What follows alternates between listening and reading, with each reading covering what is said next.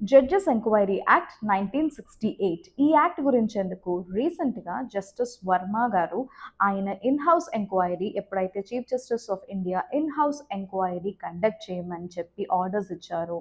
ఎందుకంటే ఆయన official రెసిడెన్స్లో unaccounted cash దొరకడం వల్ల which is not a white money as per the records.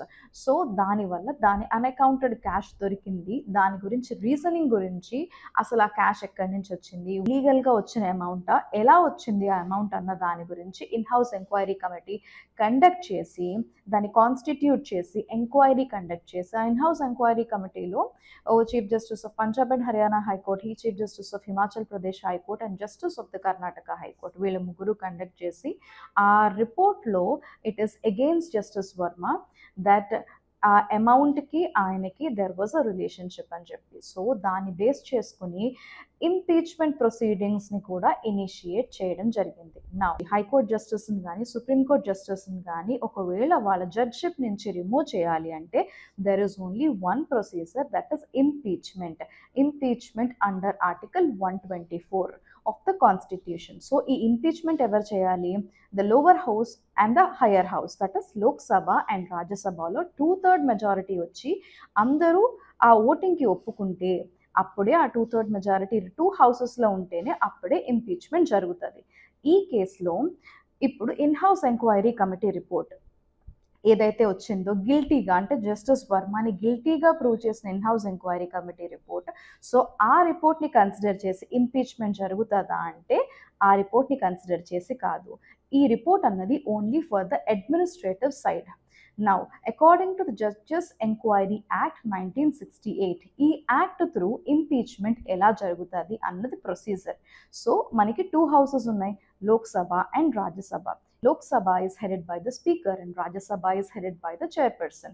So ఈ 2 హౌసెస్లో సైమల్టేనియస్గా అయినా సరే లేకపోతే 1 హౌస్ అయిన తర్వాత ఇంకో హౌస్ అయినా నోటీస్ ఆఫ్ మోషన్ అన్నది మూవ్ చేస్తారు. అంటే ఇలా పలానా ఇంపీచ్మెంట్ ప్రొసీజర్ నోటీస్ ఇష్యూ చేస్తున్నాము అన్నది first notice of motion move చేస్తారు. మూవ్ చేసిన తర్వాత next 3-member committee will be constituted. ఆ 3-member కమిటీలో chief justice of any high court and judges of Supreme Court, any judge of Supreme Court and an eminent jurist, అంటే లీగల్గా స్కాలర్గా ఉన్న వాళ్ళు ఎవరన్నా సరే. సో ఈ 3 persons తోటి కమిటీ ఫామ్ చేసి నెక్స్ట్ ఎవిడెన్సెస్ అన్ని కలెక్ట్ చేసి క్రాస్ ఎగ్జామినేషన్స్ అన్ని అయిన తర్వాత suppose if it is he or she is proven guilty, then the impeachment procedure will continue and ఏదైతే కంక్లూజన్ రిపోర్ట్ ఉందో అది స్పీకర్కి, చైర్పర్సన్కి ఇద్దరికి ఇచ్చిన తర్వాత నెక్స్ట్ ఇంపీచ్మెంట్ ప్రొసీజర్ కంటిన్యూ చేసి 2/3 మెజారిటీ వస్తే అప్పుడు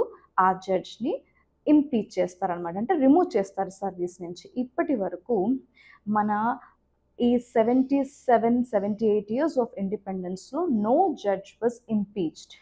ఆ ప్రొసీజర్ వరకు వచ్చిన వాళ్ళు 1 or 2 ఉన్నారు తప్ప ఇంపీచ్మెంట్ జరిగి రిమూవ్ అయిన జడ్జెస్ ఎవ్వరూ లేరు.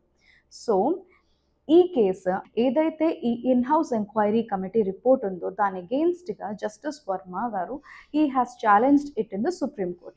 నా సుప్రీం కోర్టులో ఛాలెంజ్ చేసినప్పుడు as per judges enquiry act 1968 ఆ కేసుని ఎవరు చూడాలి అంటే neither the chief justice Nar any sitting Nar any judges, అంటే చీఫ్ జస్టిస్ అయ్యే రోలో ఉన్న ఏ జడ్జెస్ అయినా సరే, ఆ సీనియారిటీ లిస్ట్లో ఏ జడ్జెస్ అయినా సరే, they are not suppose to take up this case.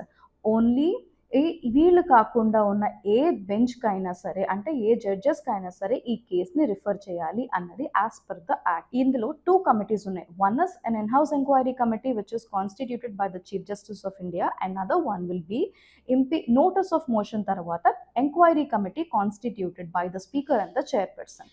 ఇప్పుడు ఇన్ హౌస్ ఎంక్వైరీ కమిటీ రిపోర్ట్ని ఇంపీచ్మెంట్ ప్రొసీజర్కి can they look into అని అంటే మైట్ బి ఇన్ఫరెన్స్కి చూసుకోవచ్చు కానీ but this will not be relied for the impeachment procedure.